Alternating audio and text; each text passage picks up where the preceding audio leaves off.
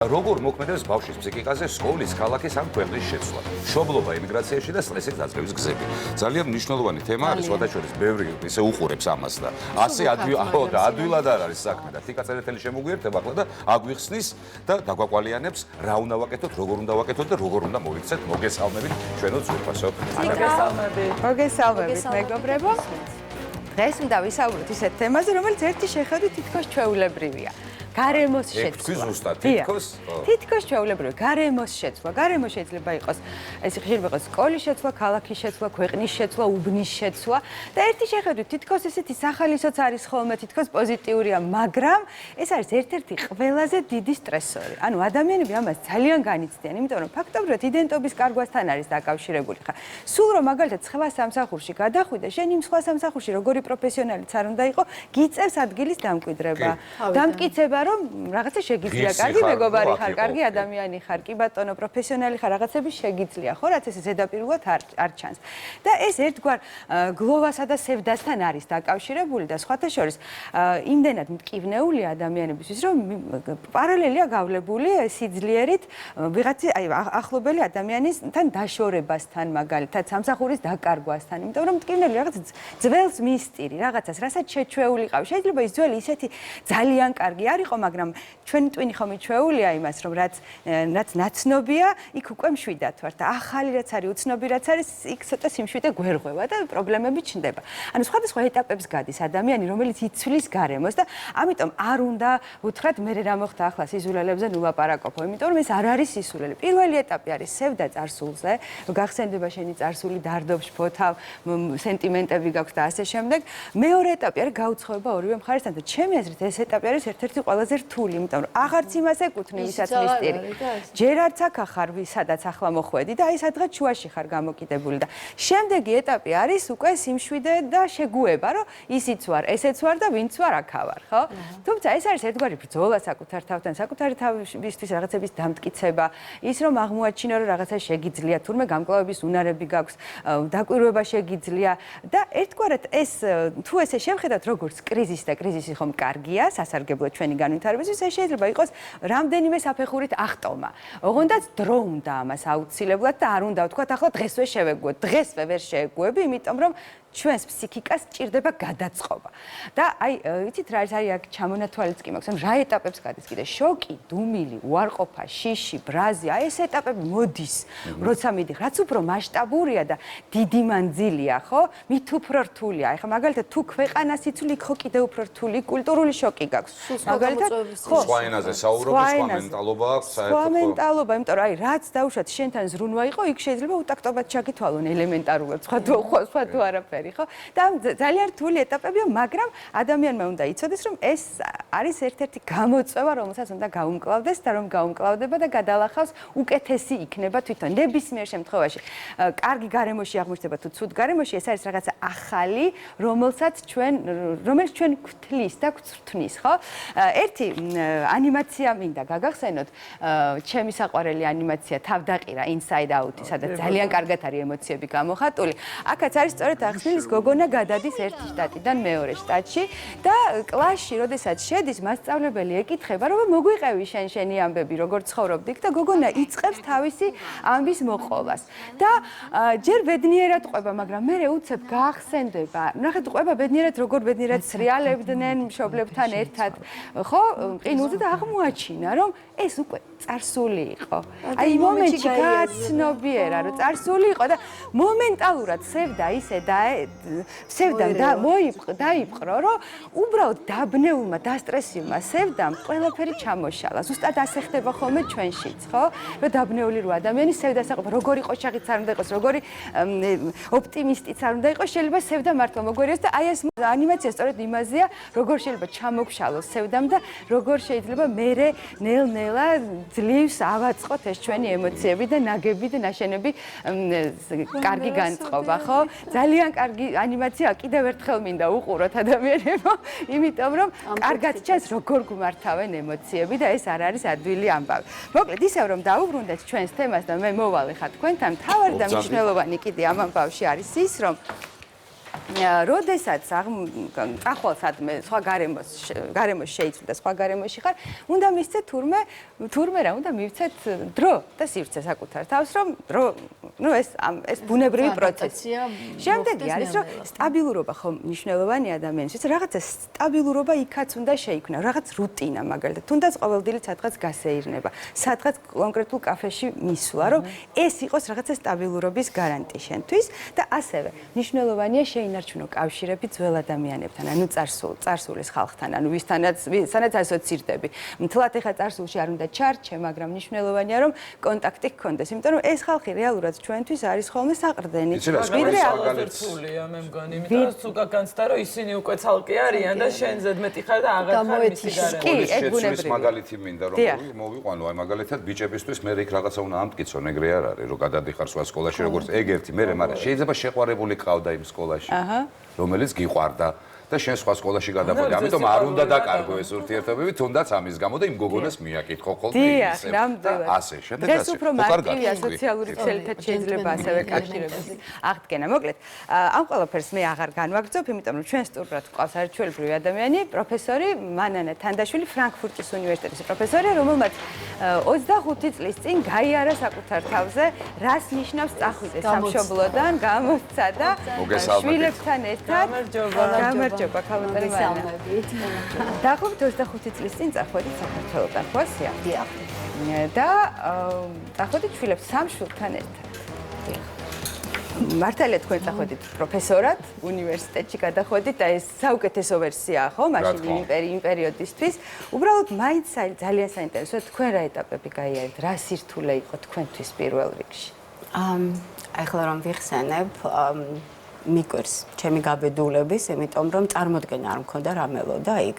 ჩემთვის თავარი იყო რომ მივიღე ალექსანდრე ჰუმბოლტის სტიპენდია და ვიცოდე რომ ვიმუშავებ უნივერსიტეტში და ვიქნები უზრუნველყოფილი სამსახური, ბინა, აბსოლუტურად ყველაფერი დაზღვევა, ყველაფერი როგორც ხდება ხოლმე, როდესაც უცხოეთში ჩადიხარ უკვე მიზნობრივად. საოცნებო იყო იმ საოცნებო და ეს არის 1999 წელი, მოგეხსენებათ რა პერიოდი იყო, მაგრამ რატომ არის მნიშვნელოვანი აი ეს თიკამ რაც ახსენა, რომ წინასწარ იცოდე რა გელოდება, იმიტომ რომ ეს სრულიად მოუმზადებელი ვიყავი ამ თვალსაზრისით და მიუხედავად იმისა, რომ აი პირდაპირ, ესე იგი, საქართველოდან გერმანიაში ჩასულით მოვხდი ერთი ადგილიდან მეორე ადგილში, სადაც გავაგრძელე ის, რაც შემეძლო, რასაც აქ ვაკეთებდი. მაგრამ ძალიან ბევრი გამოწვევების წინაშე დავდექი, იმიტომ რომ ჯერ ერთი, იცით, აი სოციალური ინტეგრაციის პრობლემა არის. დავიწყოთ იქიდან, რომ ენა შეიძლება იცი, მაგრამ ენობრივი კომუნიკაცია კიდე სხვა ცოდნას მოითხოვს. ეს არის ფორმულები, ეს არის ურთიერთობები, ეს არის უბრალოდ ყოველდღიური, ის მახსოვს მე რომ ერთი იაპონელი თანამშრომელი ყავდა და ორი თვით წავიდა იაპონიაში, დაბრუნდა და რო შემოვიდა, ისე გამიხარდა, რომ გადავეხვიე და ეს კაცი გაშეშდა საერთოდ, იმიტომ რომ ეს ანუ სრულიად მისთვის იყო სრულიად წარმოუდგენელი და ძალიან ბევრი უხერხული სიტუაციები იყო, როდესაც თავს გრძნობ უკვე ვაიმე ეს როგორ დამემართა და აი ეს გაურება გემართება, რომ ხარ კი სრულფასოვანი წევრი იმ საზოგადოების და ვაიმე საიდან ჩამოხვედი, რატომ არ იცი, როგორ მოხდი ასეთ უხერხულ სიტუაციაში. იცით, გეკითხოთ, სანამ ეს მომენტი არ დადგება და არ ჩახვალთ და ამ ბარიერებს არ წააწყდებით, მანამდე აქედან გამოიცნო და განსაზღვრო იქ რა რისკები გელის, ეს არის თეორიულად ალბათ კი. იცით, უნდა დალაგებული იყოს წასვლა, მაინც ვერ გამოიცნო. იცით როგორ არის იქ კონკრეტულად თქვა ახლა იაპონელი რომ დაგხვდება როგორც თანამშრომელი ეს შეიძლება ვერ გამოიცნო, მაგრამ არის რაღაცა მომენტები რომელზედაც ალბათ უნდა გავამახვილოთ ყურადღება წინასწარ ბევრი დღეს უკვე უამრავი ინფორმაცია არის და შესაბამისად შეიძლება მოემზადო, მაგრამ თავარი არის ფსიქოლოგიურად იყო ამისთვის მზად, მე ფსიქოლოგიურად არ ვიყავი მზად რომ აი ამდენი გამოწვევა წარმოიდგინეთ, აი მაგალითად სამი შვილი მიმყავს სხვადასხვა ასაკში. ხო, აი ასაკები სხვა. ასაკი, ეს იყო მე-4 კლასში იყო, უფროსი შუათანა მე-3-ში და უმცროსმა იქ დაიწყო სკოლაში სიარული. აი საერთოდ არ მიფიქრია იმაზე, ვთქვათ, ენობრივი კომპეტენციის საკითხი, როგორ ხო ამბობენ, რომ ბავშვები ძალიან სწრაფად სწავლობენ და ადვილად ადაპტირდებიან. საერთოდ ეს დღის ის საქართველოში როგორ ცხოვრობთ, ნუ ამ ბებია ბაბუა ყავს, ან მეზობელი მიგიხედავს ცოტა ხნით რაღაც. ჩავედი, არავინ არ არის. აბსოლუტურად სკოლიდან მოდიან ბავშვები. გავრბივარ, უნდა ვაჭამო საჭმელი, გამორბივარ, ლექციაზე შევრბივარ, აი მუდმივი სტრესი, ეს იყო დაუსრულებელი სტრესი. და რაც თავარია, აი პასუხისმგებელი ვიყავით ამ მარტო ხელა დედა ვიყავ უკვე მეუღლე გარდაცვლილი მყავდა და ვიყავი დედა, მამა, საზოგადოება, აბსოლუტურად ყველაფერი უნდა ყოფილიყავი ამ ბავშვებისათვის და იყო ერთი მომენტი, როდესაც ლექცია უნდა ჩავატარო 1 საათში დაახლოებით და სკოლიდან მირეკავენ, რომ აუცილებლად გამოცხადითო, ესეთი სიტუაცია არისო. ნუ გავქანდი. შევედი და ნუ დირექტორთან შემიყვანეს და მეუბნებია, რომ იცით თქვენი ვაჟიშვილი არის მოძალად, ნიშნები გამოავლინა და ამიტომ ფსიქოლოგიური, მოკლედ მთელი რაღაცა შემომთავაზეს პროგრამა და ცოტა გავოგნდი და ვეკითხები, რომ რა მოხდა მეთქი. ნუ რა მოხდა ეზოში შესვენებაზე, ვიღაცა ცემა. მოხერია ჩემი ბიჭი და გამოიქცა ამას და დაეკომაგა და უთხრა რომ შენ რომ ეს კიდევ გაიმეორო იცოდე მოგკლავო. ოღონდ ეს გერმანულად ნათქვამი, აი რომ გადათარგმნოთ. ნუ გაგიშდნენ საერთოდ მოგკლავ. ნუ ეს მოყვა ამას მთელი ამბავი და ამას რომ მიყვებიან მე ამიტყდა სიცილი და ცოტა გაუგნებულები დაარსდა და ეხა ნუ ჩემ და საბედნიერო დირექტორი იყო ლინგვისტი განათლები და აუხსენე რომ ეს არის ენობრივი ფორმულები რომელიც შინაარსისაგან არის დაცული. არ ნიშნავს რომ ნამდვილად მოკლოს პირობას განაძლევს, მაგრამ ნუ აიცით რაშია საქმე რომ შემდეგ კარგი იყო აქ ის რომ ეხა ბევრი უცხოელი სწავლობს სკოლების ავსეა და ეს პრობლემა უფრო მეტად ადგას, მაგრამ მაშინ 12 ბავშვი იყო იმ მეოთხე კლასის, ასე რამოდენიმე კლასი ყავდა და იცით რა გააკეთე შემდეგ მე რომ აუხსენე და მე კიდევ შევიკრიბეთ და ვისაუბრეთ ამის შესახებ, დამატებითი გაკვეთილები დაუნიშნეს ამ ბავშვებს ენობრივ სოციალური ადაპტაციის და იცით აი ეხა ეს მაგალითად მოვიყვანე, ოღონდ ძალიან ბევრი ასეთი შემთხვევებია, როდესაც უჭერთ ბავშვებს. ახლა რო ყვებით თქვენ ისტორიას, ხო რაღაცა იქ უცებ გამოჩნდა სკოლა, რომელშიც უკვე მივიდნენ ბავშვები, თქვენ გქონდათ სამსახური, ეს ყველაფერი ძალიან კარგია თქვენ შემთხვევაში ერთი იმიტომ რომ იცოდით უკვე რისთვის მიდიოდით, მაგრამ ამ შემთხვევაშიც კი პირდაპირ რომ ჩავხვედეთ აეროპორტში სკოლის დირექტორი არ დაგხვდებოდათ და ამ ბავშვებს არ წაგართმევდათ რომ მე წავიყვანო.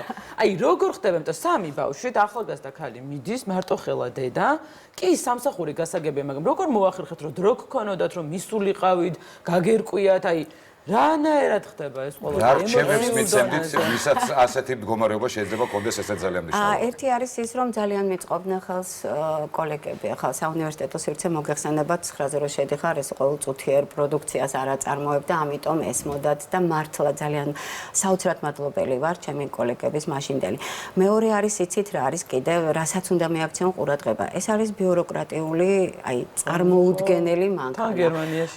იმიტომ რომ უნდა შეავსო ეს ფორმულარი უნდა მიიტანო, მე იქიდან წამოიღო კიდევ სხვა და ეს არის ის ენა, რომელსაც შეიძლება არაჩვეულებრივად იცოდე გერმანული, მაგრამ ეს არის კიდევ ბიუროკრატიული ენა, რომელიც უნდა იცოდე.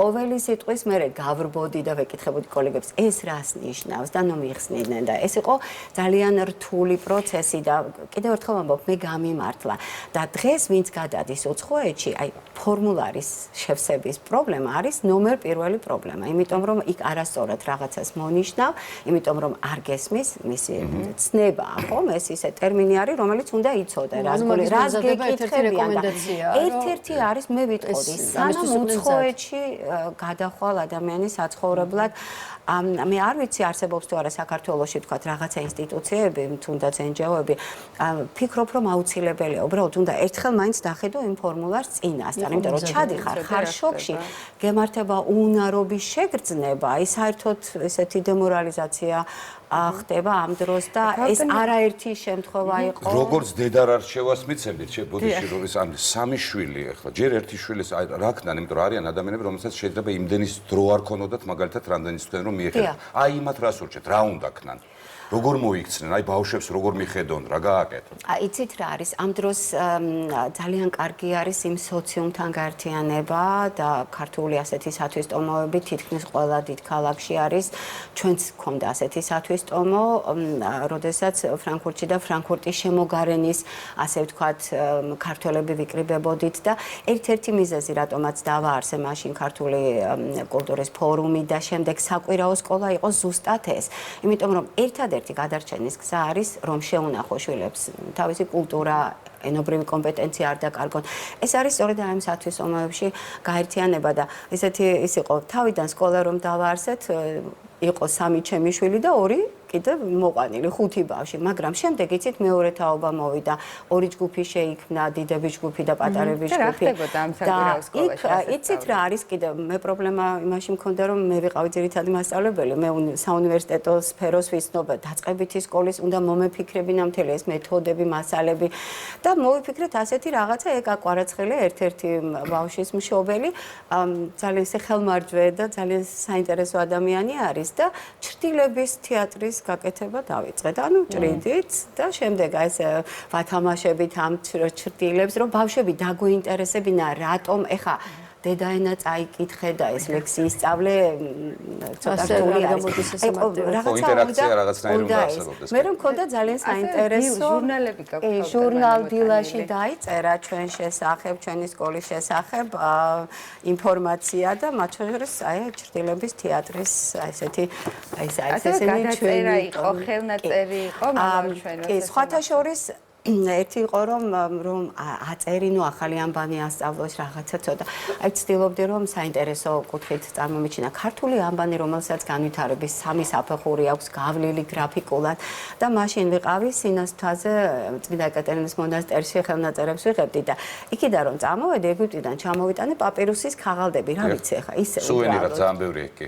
კი, ოღონდ საწერი პაპირუს, თავისუფალი საწერი პაპირუსის ქაღალდები და აი იქ რომ მივხვდი რომ რაღაცა ეხა უნდა დავაინტერესო, მე ვთხარი მოდით ვისწავლოთ ასომთავრული და გადავხატოთ მე ვთხარი და დავიწყეთ ის და შემონახული მაქვს ამასწინათ ვიპოვე მარიამის ჩემი შუათანა ქალიშვილის მიერ გადაწერილი მამაო ჩვენო პაპირუსზე ასომთავრულად. აი იცით რა არის, აი ძალიან ბევრი ფანტაზია გჭირდება იმისათვის რომ დაინტერესო, იმიტომ რომ ენის დაკარგვა ეს არის ყველაზე ტრაგიკული პიროვნებისათვის, იმიტომ რომ ჩვენ ენის მეშვეობით ვახდენთ ჩვენი საკუთარი თავის თავარი მაინც ალბათ ეს სახლში, ოჯახში იყოს ლაპარაკი ამ ენაზე, ქართულ ენაზე. ხო, ძალიან ცოტა დრო დაგჭირდა. და კიდევ ერთი ბოლო მინდა ვთქვა, რომ მე და ქალბატონი მანენა ვაკეთებთ პროექტს საქართველოს შინ და გარეთ, რომელიც საგარეო საქმეთა სამინისტრომ დაგვიფინანსა და ეს არის პროექტი, სადაც ჩვენ ვცდილობთ, რომ საქართველოს ფარგლებს გარეთ მცხოვრები ქართველები გამოვაჩინოთ, ვისაუბროთ მათ წარმატებებზე და ასევე შეგიძლიათ ნახოთ ეს გვერდი საქართველოს შინ და გარეთ. Facebook-ში არის ეს გვერდი და ასევე Diaspora TV არის ესეთი page-იც, ეგეთ შეგიძლიათ ნახოთ. უბრალოდ ის გამოცდილება და ის გზა რაც მე გავიარე IT-კასთან ერთად გადავწყვიტეთ რომ სპეციალისტები ჩაგვართო აქ არიან ფსიქოლოგები, პედაგოგები, ექიმები, ფსიქიატრები, სასულიერო პირები რომ აი ის გამოწვევები რაც რის წინაშეც დგას ჩვენი საქართველოს მოქალაქეები ემიგრაციაში აი მათ შეუნსუბუქოთ რჩევები მივცეთ, ჩავახედოთ, გავარკვიოთ იმ პრობლემებში რომ დაბნეულები არ იყვნენ და მარტო არ იქცნენ აი სოციალური იზოლაციის შეგრძნება ეგეთ მომენტი მარტო შეგრძნების და რაღაც ემოციური გაჭედვა შეიძლება ესე ვთქვათ, რომ აი უბრალოდ აღარ შემიძლია ამდენი გქონდათ ძალიან ბევრჯერ არის იცით აი იმდენად დიდია სტრესი ახლა ჩვენ დღევანდელობაში საკუთარ ქვეყანაშიც კი ყოველდღიურ სტრესში ვარ და წარმოიდგინეთ რომ თავი უნდა დაიმკვიდრო როგორც უცხოელმა და ეს მე რაღაცა გროვდება ფიზიკური დაღლილობა, ფსიქოლოგიური დაღლილობა და მე მოდის დრო როდესაც მართლა ჭედა უბრალოდ ვერ ფუნქციონირებ და ასეთი მომენტებიც დგება და ამ დროს ძალიან კარგია ის ინტერვიუები რომელსაც ჩვენ ვამზადებთ იცით ამშვიდებს და რაღაცა სხვანაირ შეგრძნებას აძლევს. ძალიან დიდი მადლობა. ქალბატონი მარინა თანდაშვილი იყო ჩვენი სტუმარი, ფრანკფურტის უნივერსიტეტის პროფესორი. მე გემშვიდობებით მომავალ შეხვედრამდე. ახლა მგონი რეკლამის დროა ჩვენს. მადლობა თიკა. მადლობა. შევისვენოთ თიკა გელოდებით შემდეგ ხუთშაბათს